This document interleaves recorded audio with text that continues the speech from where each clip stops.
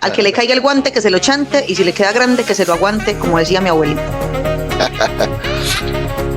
La escuela extiende la formación del hogar, ¿ok? No es que el trabajo de la escuela formar al... No, señor, no, señor.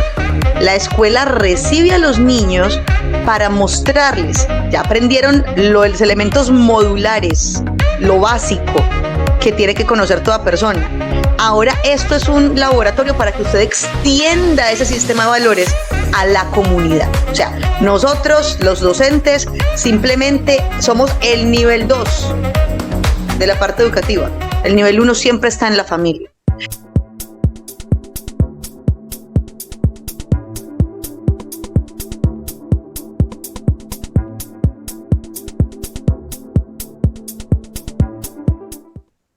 ¿Qué tal? Bienvenidos a Conversando el Futuro. Es un segmento de TD, de transformación digital de la educación. Estamos en el episodio 7 ya.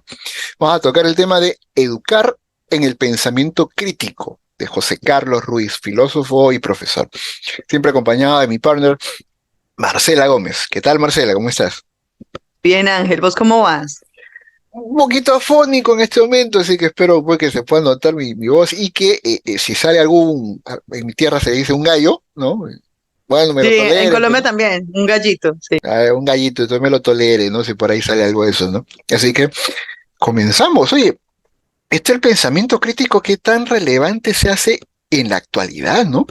Con este problema de la infoxicación, de las fake news, de las deepfakes, o sea, si no hay pensamiento crítico, estamos fundidos. ¿Qué piensas ahí en términos generales, Marcela? La verdad, sí es una, digamos, es una competencia que necesita desarrollarse sin duda alguna, porque de otro modo el ser humano se pierde, se convierte simplemente en un procesador, sí, en un procesador de datos más. No está haciendo como algo diferente a lo que podría hacer cualquier computadora.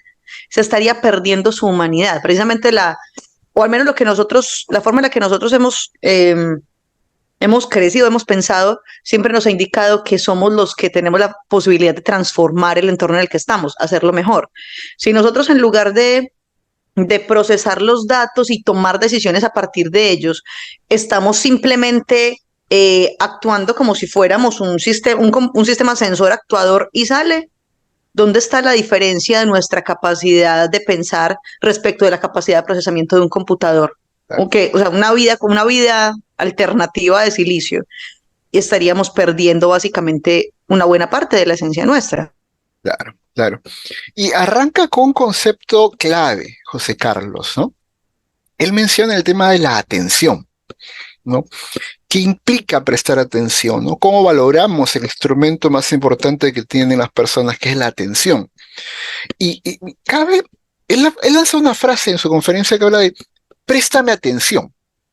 Y lo anecdótico es que yo no había prestado atención a la palabra préstame. En serio.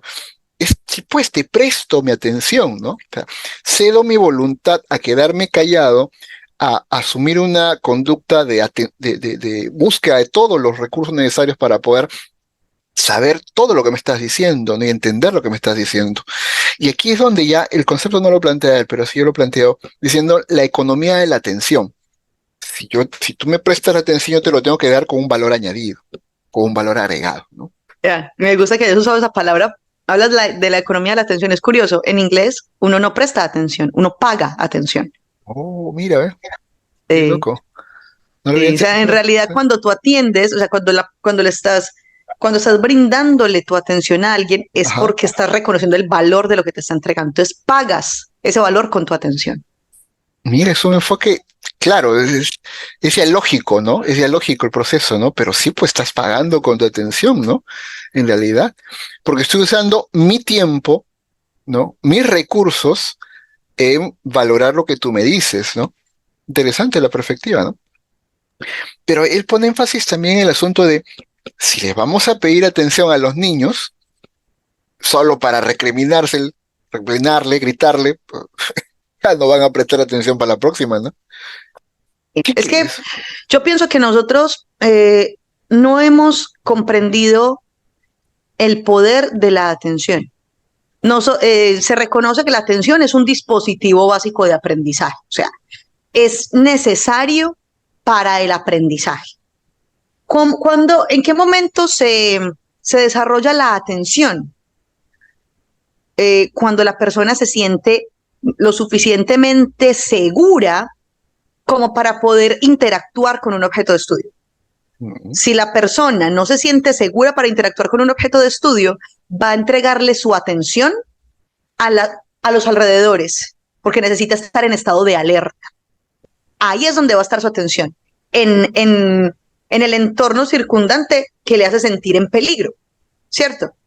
Entonces, si nosotros no nos aseguramos de que haya un entorno lo suficientemente seguro como para permitirnos la atención a lo que está ocurriendo sin necesidad de entrar en un estado de defensa, un estado de huir o pelear, va a ser difícil que la persona desarrolle hábitos de atención a lo que está pasando para luego concentrarse en su estudio. Va a ser bastante complicado. Claro, claro. Y esto se amarra al otro concepto que es la conversación abierta, ¿no? Ese espacio, yo lo veo así, ¿no? Ese espacio donde los dos logos se encuentran y pueden compartir conocimiento. Pero en la medida de que, no lo menciona José Carlos, pero en la medida que hay una relación asertiva de diálogo, ¿no? Que yo te plantee de manera asertiva mis puntos de vista discrepantes. Pero si uno es asertivo y lo primero que sale de mi boca es una daga, ¿no? Un cuchillo verbal, tú ya no vas a prestarme atención al contenido de mi mensaje, sino vas a hacer lo que tú has mencionado hace un momento, estar en alerta al siguiente ataque tuyo, ¿no? Te vas a ¿Cómo? concentrar en defenderte. Claro, vamos a concentrarnos en defendernos, ¿no? Y vamos a apelar a falacias para entender o tratar de ingunear al otro, ¿no? Para eliminar la amenaza. ¿Cómo, Así es. cómo profesar una conversación abierta, saludable, sana, constructiva, Marcela? ¿Cómo hacemos? ¿Qué crees? Yo pienso, por supuesto, digo, estoy hablando desde mi perspectiva. Yo, Lina Marcela Gómez Quintero, no soy una experta en dinámicas de la conversación y la interacción entre los seres humanos. Hay montones de expertos, yo hablo desde mi percepción, ¿ok? Ujú. Eh, creo que, creo que para poder promover una conversación abierta se necesitan dos cosas. La primera, eh, que haya como comodidad, no es como, bueno, comodidad no, que las dos personas sepan qué rol van a cumplir en esa conversación. Porque ese rol de dónde viene? Del objetivo de la conversación. Si yo voy a una conversación con el objetivo de establecer un dominio sobre otro, voy a priorizar el acabar con el otro o subirme en él. Claro. Si el objetivo que tenemos en la conversación es comprender un objeto de estudio o simplemente entender una dinámica, el rol es horizontal. O sea, la dinámica de roles se hace horizontal. No necesito establecer una relación de poder con vos en ningún momento porque el objetivo está en develar algo que está por fuera de nosotros. Entonces, esas son dinámicas que uno aprende desde muy pequeño cuando asocia el hecho de aprender a juicios de valor Mm. hacia el objeto de estudio o hacia uno mismo. ¿Y de dónde vienen? De los mentores con los que uno cuenta. Ejemplo, ¿qué tipo de conversación abierta voy a tener yo con una persona, con mi profesor de matemáticas, ¿sí? Cuando cuando en mis experiencias anteriores se me quedó la idea de que la matemática es imposible, que frustra a la gente y que la hace sentir estúpida. Voy a llegar con actitud defensiva Claro. ante una persona a la que veo como mi verdugo. Ni no lo conozco, pero ya traigo eso. Mi objetivo es defenderme al máximo, salir vivo. ¿Cómo voy a aprender si solamente estoy pensando en sobrevivir? Claro, ¿Vos qué claro. decís? ¿O estoy muy loca? Claro, la atención la fijas en el posible, ¿no? Entre comillas, posible ataque que tenga el profesor, ¿no? ¿No? Mira, qué tan Exacto, exacto. importante incorporar ese diálogo de conversación abierta, constructiva, desde la búsqueda de la atención, con palabras propositivas de manera proactiva y asertiva en el diálogo con los estudiantes, ¿no? Eh, pero eso se tiene que practicar desde casa, Uy, ¿no? sí, en casa y luego en la escuela. Y aquí, Lina Marcela Gómez Quintero lanza un llamado de atención. Al que le Claro. caiga el guante, que se lo chante, y si le queda grande, que se lo aguante, como decía mi abuelita. La escuela extiende la formación del hogar, ¿ok? Claro. No es que el trabajo de la escuela formar al no señor, no señora. La escuela recibe a los niños para mostrarles, ya aprendieron los elementos modulares, lo básico que tiene que conocer toda persona. Ahora esto es un laboratorio para que usted extienda ese sistema de valores a la comunidad. O sea, nosotros, los docentes, simplemente somos el nivel 2 de la parte educativa. El nivel 1 siempre está en la familia. Entonces, si un niño, una niña, no se encuentra, no logra esos hábitos de conversación constructiva, abierta, asertiva, desde casa, o si no ve que sus padres, sus abuelos, los mentores más cercanos que tiene, no buscan maneras de aprender a comunicarse, porque no tienen que saberlo, pero si el ver que buscan cómo, no va a haber un modelo con el que ellos puedan llegar a interactuar en una escuela. Les va a tocar jugar el videojuego de la comunicación en nivel difícil sin haber pasado por el principiante. Mm, Eso es una injusticia también. es cierto, es cierto. Después llegan alumnos y estudiantes tan complicados en sus maneras de comunicar, ¿no? Y Y se no, frustran. Y después no claro, quieren aprender. claro. Y no pasa por ser tan locuaces, ¿ah? Pueden ser muy locuaces, pero al momento de expresar esa locuacidad, a veces lo hacen de manera agresiva, ¿no? Para Uy, sí, ridiculizar, ¿no? Y dicen, ¿qué pasó acá? ¿No? O sea, tienen una gran facilidad de palabra, pero para meter cuchillo, ¿no? ¿No? es cierto. Terrible, ¿no?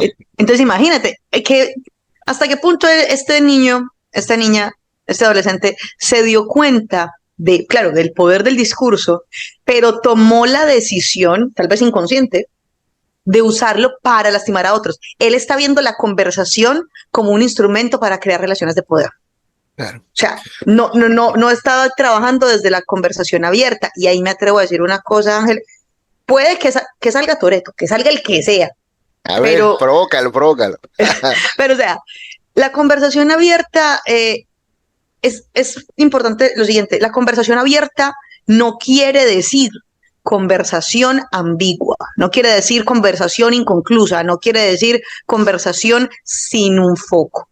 A veces cuando se habla de vamos a abrir la conversación implica así darle entrada a otros puntos de vista, pero no simplemente darles la entrada y que se paren ahí, no. Esos puntos de vista deben entrar deben entrar a discutirse con otros para empezar a ver elementos comunes, donde hay choques, ver qué más hace falta. Pero las conversaciones abiertas actualmente las estamos dejando como, sí, usted dijo esto, sí, gracias por su participación. O sea, eso no fue una conversación, eso fue un monólogo cortico, o sea, eso no tuvo nada de interacción. Entonces, no hemos aprendido a tener conversaciones, hemos aprendido a tener simplemente intervenciones, pero no conversaciones. Y ahí José Carlos sigue en su análisis y plantea el concepto del protopensamiento, ¿no? Que tiene tres componentes, plantea él, ¿no? Hay que considerar también que el filósofo, ¿no? Y en este proceso de filosofía, él habla que ese protopensamiento se compone del asombro, de la curiosidad y el cuestionamiento. Recuerden que el tema que estamos analizando es pensamiento crítico. Entonces, ¿cómo promociona él de manera práctica el pensamiento crítico? Es entendiendo que las personas se tienen que asombrar de lo que están escuchando, a lo cual le van a prestar atención, que eso les genere curiosidad, que los movilice al indagar, pero al mismo tiempo que les genere cuestionamiento, ¿no? Y son esos tres pasos que él plantea, ¿no? Y aquí quiero enfatizar algo. Poco se desarrolla el talento de la pregunta, Marcela. El saber preguntar es un arte ciencia, no es sencillo, ¿no? ¿Qué piensas? Total.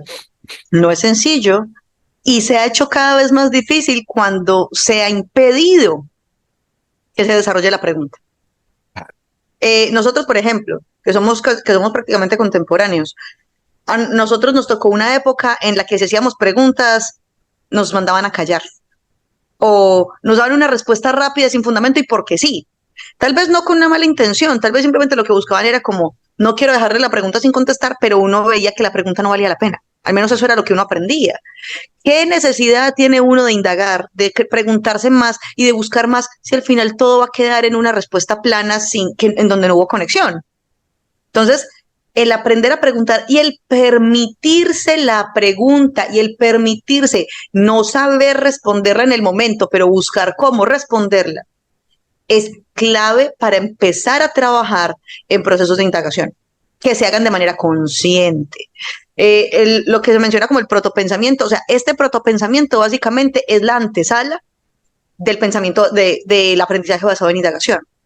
Que haya una interacción significativa con el entorno de tal forma que la mente de la persona que está aprendiendo empiece a buscar patrones y los ponga a prueba en escenarios diferentes. Entonces, cuando uno está haciendo eso, está explorando. ¿Cómo lo consolida para que se vuelva una mentalidad? Ahí aparece la guía del mentor. ¿Qué preguntas hago o cómo oriento esa interacción para que sea más profunda y promueva preguntas como las preguntas investigables que propone Melina Furman o como las preguntas de causa-efecto con las que uno busca con los niños trabajar procesos experimentales básicos? Y cuando yo doy clases, arranco con formular preguntas de investigación, les pongo ciertos objetos de estudio del campo en el cual ellos se van a desempeñar y les cuesta, o sea, son de primer ciclo también, ¿no? Les cuesta trabajo, no hacen preguntas muy básicas, tal como él planteaba, José Carlos planteaba un ejemplo donde hacían preguntas muy básicas, ¿no? Y después de 7 meses, yo lo tengo que hacer en 4, porque el ciclo dura 4 meses acá, ¿no? O sea, volvían a preguntarse cosas sobre ello y ya generaban otro tipo de análisis, ¿no? Y eso es retador porque hace que el estudiante salga de su caja, ¿no? De su zona de confort y utilice enfoques, utilice conceptos que su propia profesión le va a dar para entenderlo, ¿no? En la universidad recuerdo que nos enseñaban algo llamado teoría sociológica y después nos decían, esta teoría sociológica te va a ayudar a pensar como sociólogo y a ver la realidad como sociólogo. Y todos nos mirábamos, ¿no? ¿De qué está hablando? ¿De qué se fumó esta profesora? ¿Qué es eso? ¿Te ha pasado eso alguna vez, Marce?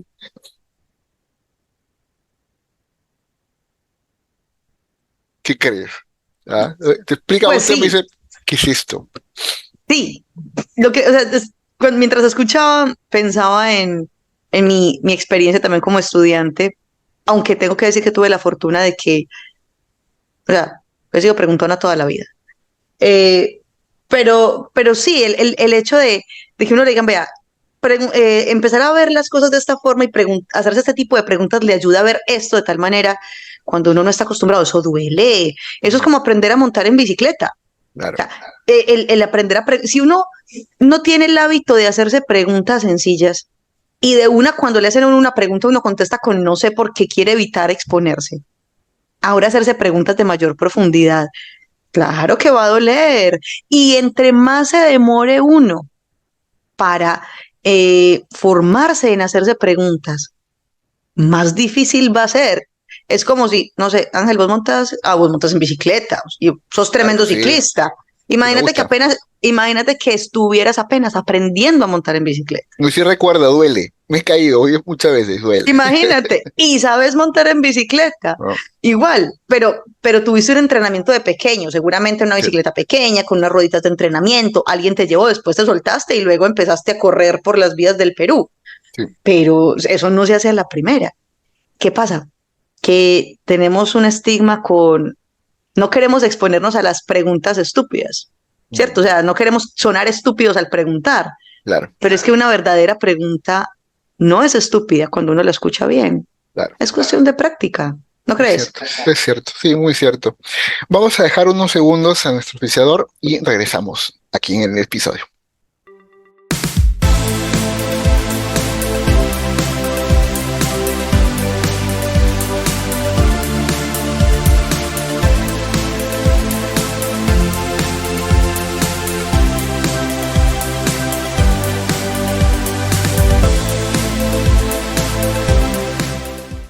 Listo, estamos nosotros en Conversando el Futuro, en el tema de educar en el pensamiento crítico, que es una exposición que hace José Carlos Ruiz, que es filósofo y profesor también.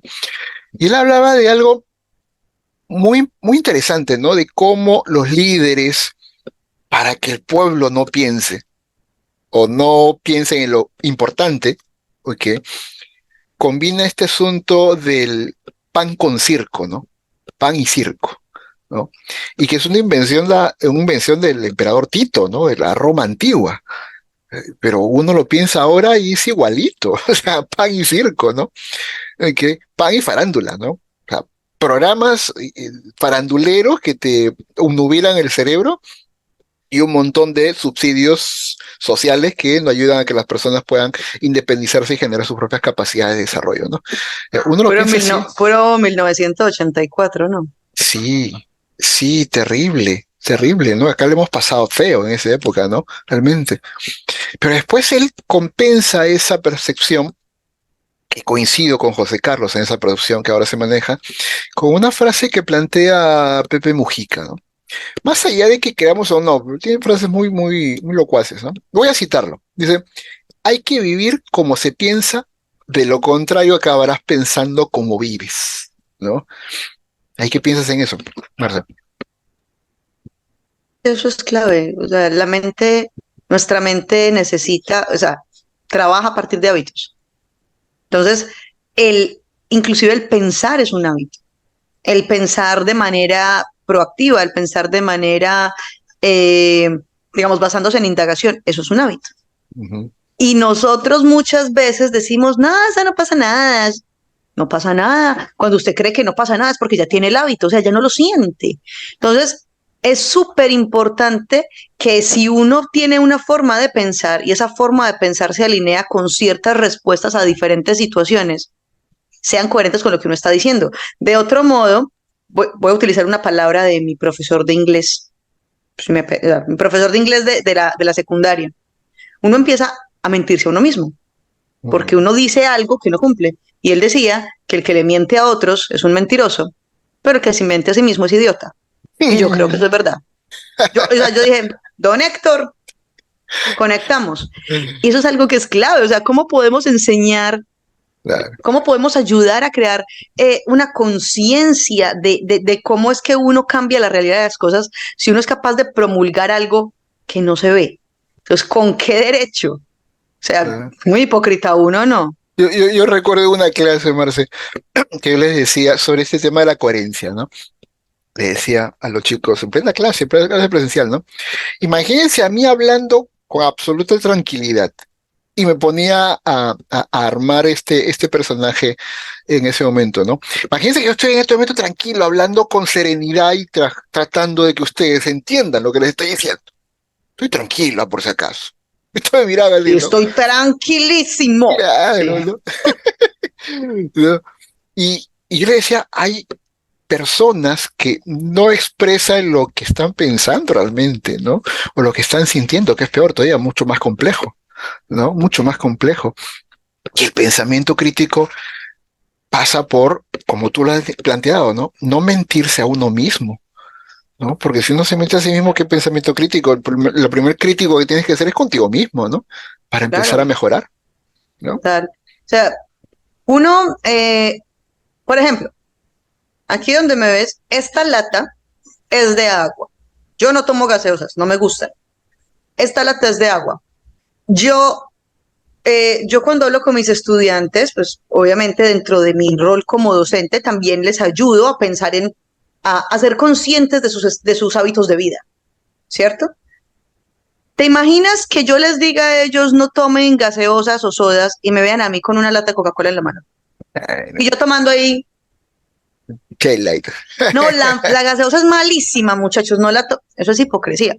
Entonces, ¿qué va a decir ese estudiante?